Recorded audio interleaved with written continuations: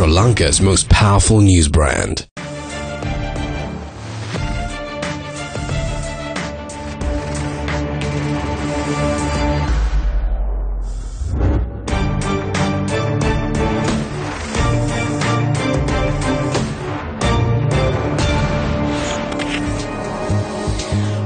Hello and welcome to Crosstalk, where all things are considered. I'm Peter Lavelle. The single most important social equalizer of our time, the Internet, is under grave threat. The decision by the Federal Communications Commission essentially gives Internet service providers the keys to the Internet. Without net neutrality, will the economic opportunity divide only widen for all?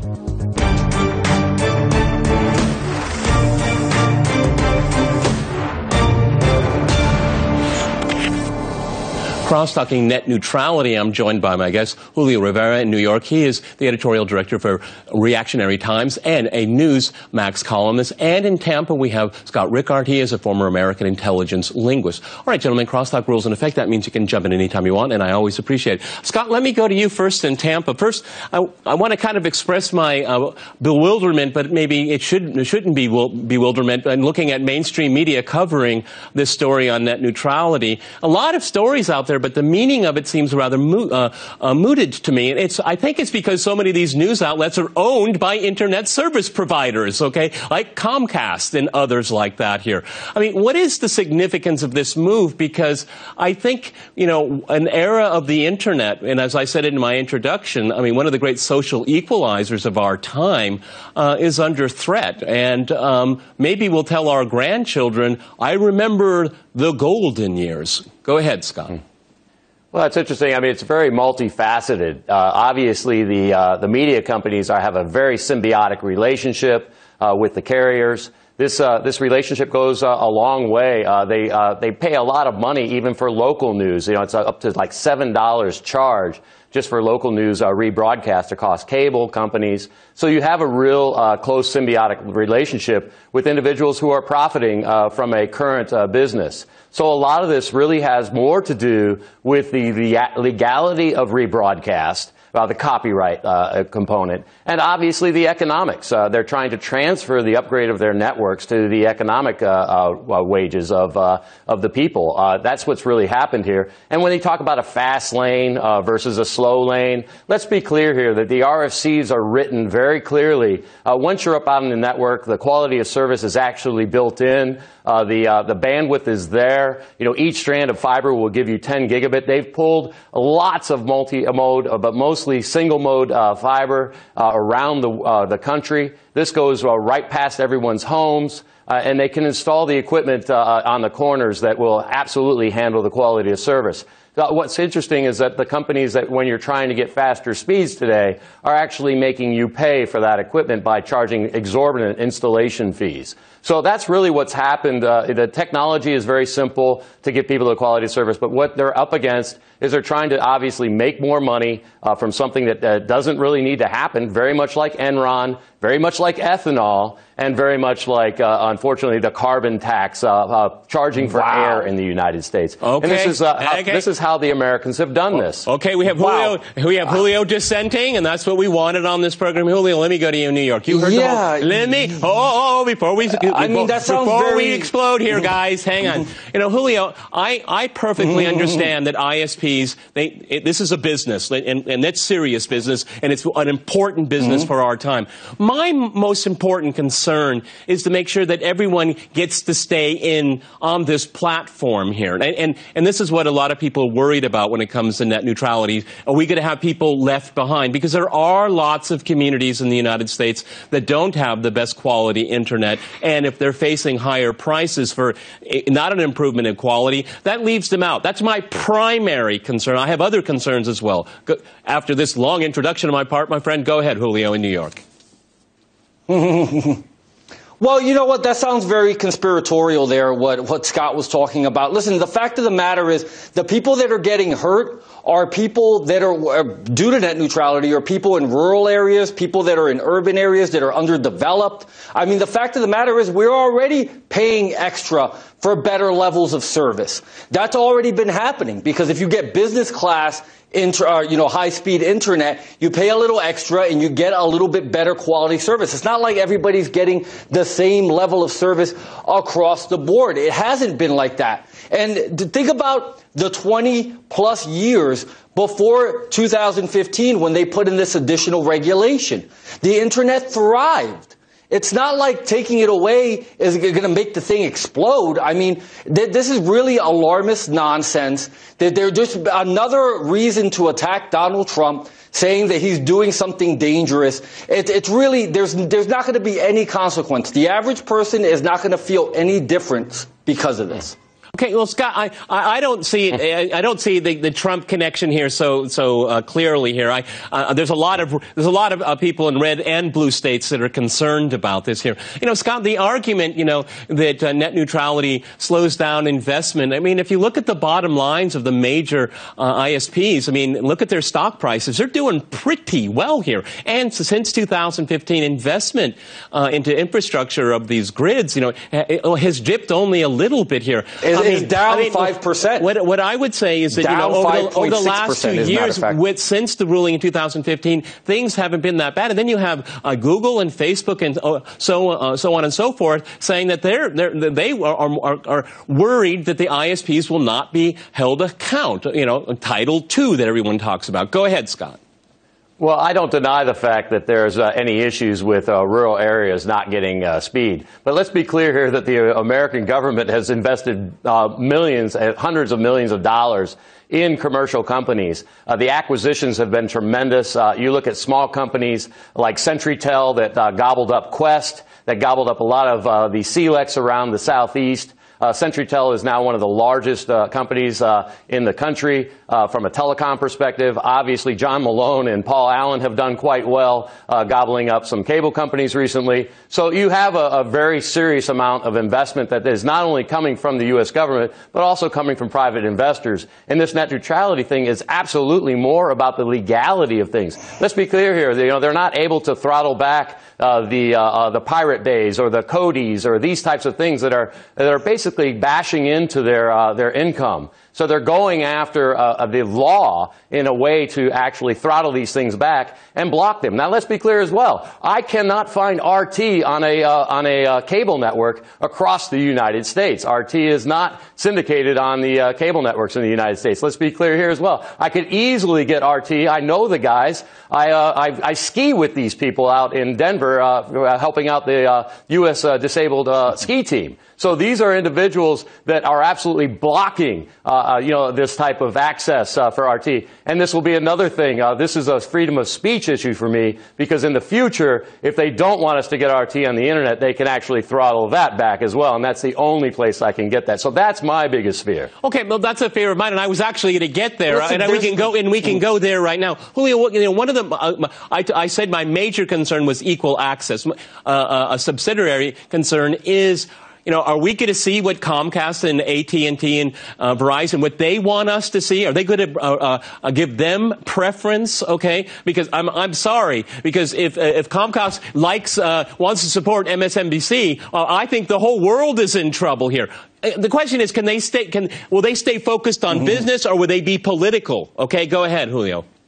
Well, listen, there's been a couple of isolated incidents. There was the Vonage AT&T thing. There was the Google Wallet thing. Yep. But to have this Netflix preemptive, sweeping, regulations over everyone in advance. Listen, we have antitrust laws. We have the FTC, which was originally in charge of the internet before it fell under the FCC under Title II. We don't need another additional layer of regulation. Listen, there were 22 ISPs that went to go to the FCC, and they met with Ajit Pai, that they have, smaller customer bases, less than 1,000 people. They can't grow because banks won't loan them money because of the uncertainty that comes along with this. So, I mean, it's hurting America. It's hurting jobs. It's hurting the level of service. It really didn't do anything positive. And listen, before we had it, we didn't have these widespread issues of, ISPs undermining, their competitors. Okay, well, Scott, one of the major concerns is that you're going to have the major ISP, they're going to force you to buy their products here, and they will throttle and disappear the competition. See, this is, the internet really thrives when there is competition. Nobody's really technically forced to buy anything. No, but if you can't see that you can't see something, you can't buy it. Okay, that is the whole problem here. Again, every step of the way, it's equal access. If it's political ideas or products or being able to be on the internet in the first place. Go ahead, Scott. 1 minute before we go to the break. Well, when you look at the failure of the competitive local exchange carriers, and they did try this, they deregulated in 1996. The Americans gave away the keys to the kingdom. A lot of foreign countries came in and bought American infrastructure. You have foreign intelligence that has manufactured and installed intelligence collection devices on American networks, getting data prior to NSA getting it, actually. So there's a real serious problem from the deregulation from 96. But at the same time, when you look at current competition, let's be clear, AOL built their networks upon advanced network systems. Advanced network systems they were the guys that built ARPANET for the folks at Bolt, Beranek, and Newman and managed it for the guys. So this is not a competition environment. Obviously, Time Warner has some of the best actual landlines and best actual fiber across the country after buying the ARPANET infrastructure. Certainly, these guys at Sprint have some great infrastructure because they're railroad connections. So this is not a competitive environment. These are individuals who understand at a much higher level. I've attended meetings at the National Security Telecommunications Advisory Council, and so I understand these types of issues. And the most Americans, they don't understand this. So when you talk about competition, no, there is no competition. There's absolute control. And the worst thing that I find is that these types of individuals that are controlling it can control our access to information. I'm going to jump in here. We're going to go to a short break. We can't foster an environment. Julio, you'll have your chance after the short break. After our short break, we'll continue our discussion on the future of the Internet. Stay on RT. Welcome back to Crosstalk, where all things are considered. I'm Peter LaBelle. To remind you, we're discussing the state of the Internet.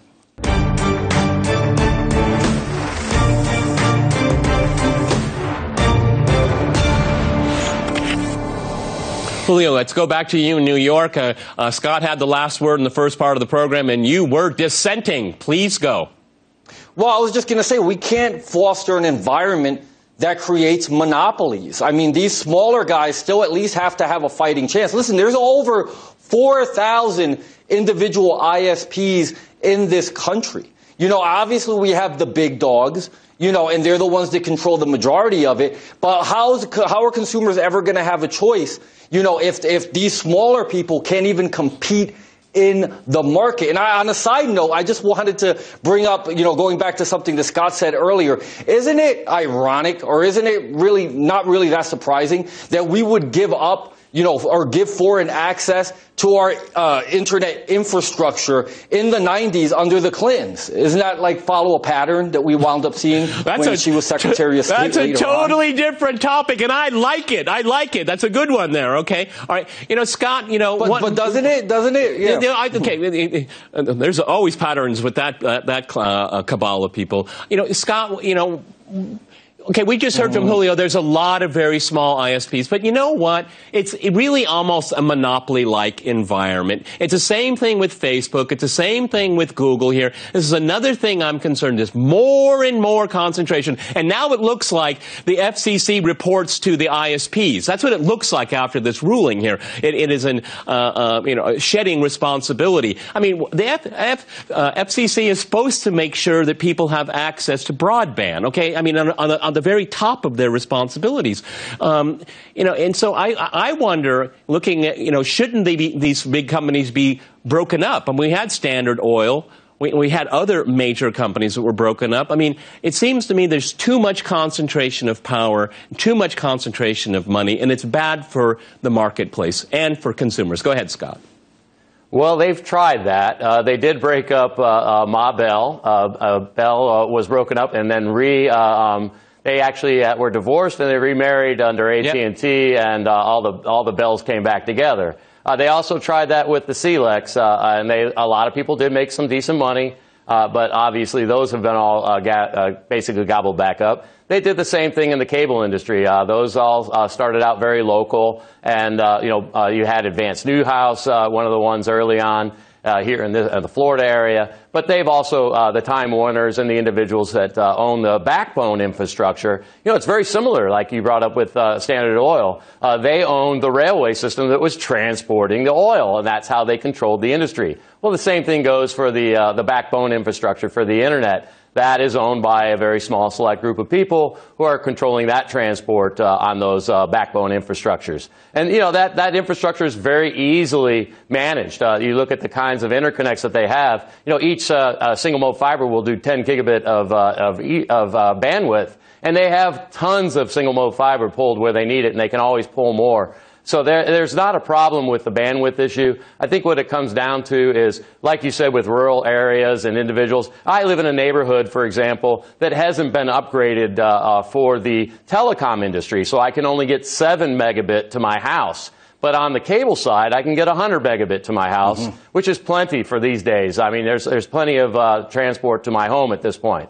At 7 megabit, I would be challenged. I mean, obviously, I can't stream as well across that. Is the quality of service as good on the streaming that I can get from my cable provider? Absolutely not. When I go out to Cody and other places, obviously the origination point and the termination point will determine where the bandwidth and quality is going to be. So I can't get as good a quality, but the way that they buffer and they do their compression, I get a pretty decent quality bringing stuff in, even from across the planet. So it's pretty darn good. Obviously, when you're getting out to rural areas, it takes more investment. Are the companies investing in rural areas? Absolutely not. They're investing in 5G. They're going to make everything wireless. They're actually going to put the wires out of business in the neighborhoods by basically installing stuff on towers and poles. So it's moving in a different direction. Yeah, Julio, I mean, are we going to get kind of an internet apartheid in the U.S.? Is this what it's leading to? No, I don't think. No, I don't necessarily think it's going to. Listen, I think that now it's going to be a little bit more competitive. I think that, these smaller companies, or even if they wanted to combine and band together, perhaps, and, and fight the big machine, let's say, like I said, it's better to not have an environment where the monopoly just gets more powerful. And that's basically what net neutrality did. I mean, you look at it, it's in the billions of dollars of lost investment. All the studies that came out, and granted, people, complained about the studies because they were funded by, the ISPs, but they were very telling. And we know at this point. Let's talk about what money. Let's see what money can do here, Scott. I looked at some sources. $101 million came from these ISPs lobbying Congress. I suppose they lended their pen and paper and said, don't you worry, we'll take care of that bill for you, okay? I mean, I looked at the list of everyone taking money. That's remarkably bipartisan. Probably the only bipartisan thing I've seen lately. People taking money from the ISPs. Let me go to Scott. Let me go to Scott, and then we'll go to Julio. Go ahead. Go ahead, Scott. Well, absolutely. I mean, obviously, who you know and who you pay off. We do live in a country of the history of the Meyer Lanskys, the history of the Lucky Lucianos.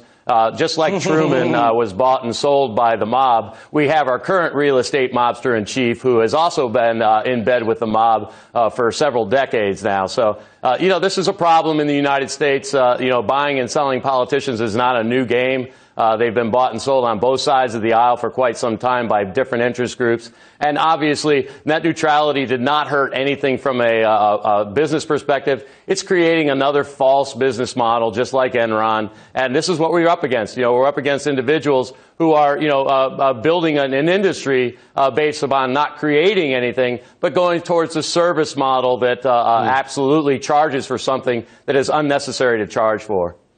Julio, you were dissenting again on the program. Go ahead.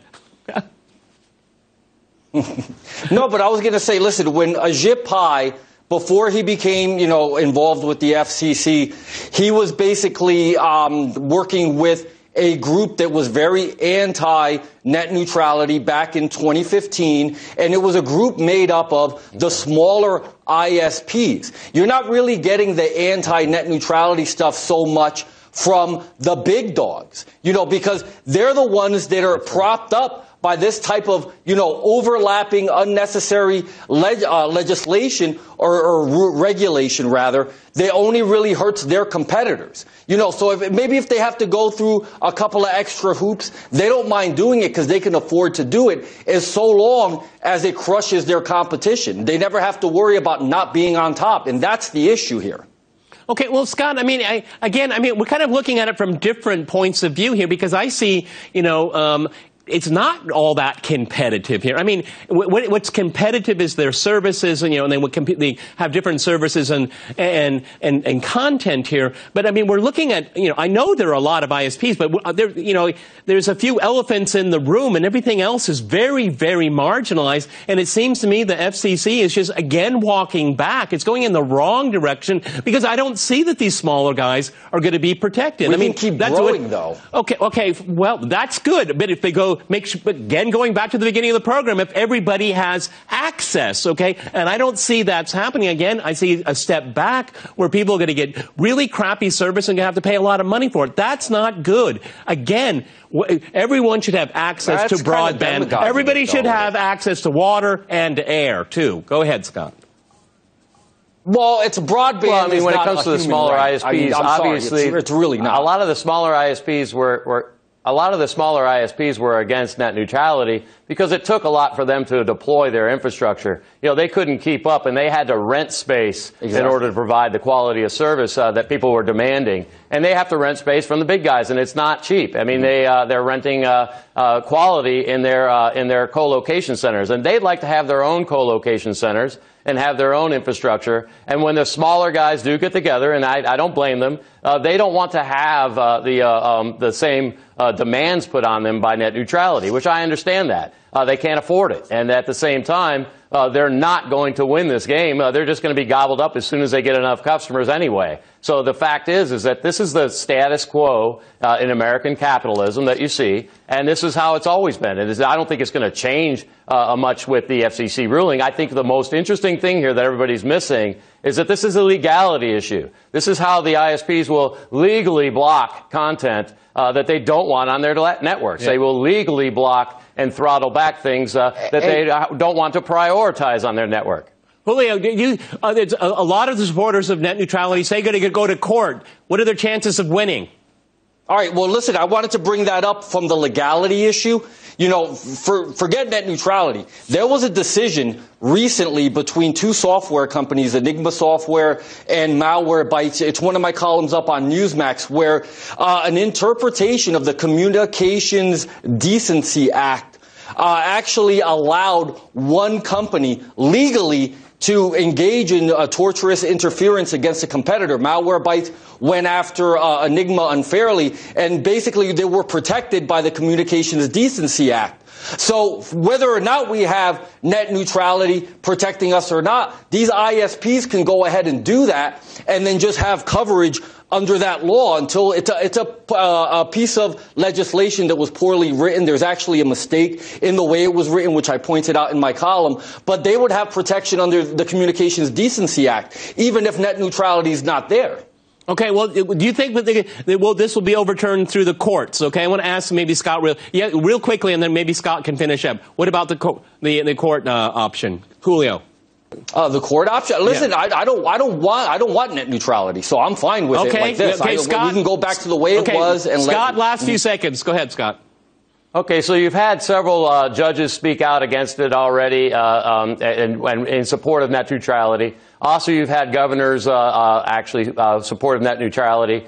Certainly, a good lawyer knows the law, but a great lawyer knows the judge. So the relationships will trump anything that is for the people, unfortunately. And that will be the case in this scenario. As we see. That's the best ending on this program in a very long time. That's all the time we have, gentlemen. Many thanks to my guests in New York and in Tampa. And thanks to our viewers for watching us here at RT. See you next time. And remember, cross-talk rules.